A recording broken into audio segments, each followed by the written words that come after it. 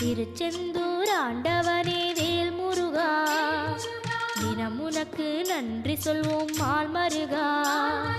திருவடியில் தவம் இருப்போம் திருமுருகா, தீப்பெழுது நலமெனவே வடிவழகா.